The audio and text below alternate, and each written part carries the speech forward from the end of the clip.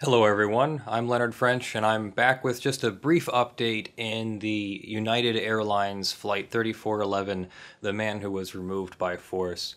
I found a statement by the Chicago Department of Aviation that I'm not entirely sure where this comes from, but I'll share with you now. Earlier, you may have seen my video about the actual incident. So if you haven't seen that yet, go ahead and check that out now.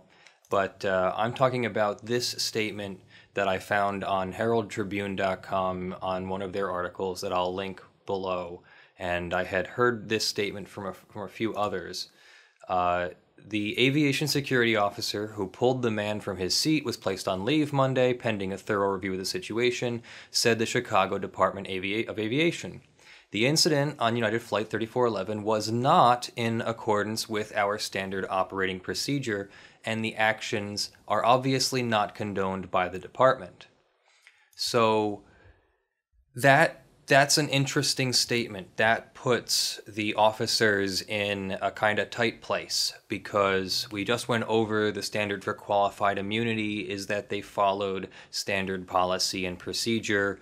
And so the fight is going to be just a little bit harder for them because now they have to figure out how they're going to explain not following department policy and procedure. They're going to probably have to argue that insufficient training or some other fault of the department or something that would not have made them liable. So maybe at some point the organizations involved end up paying a settlement fee so that none of this has to be figured out in court. Maybe they don't, and we're going to see a big fight.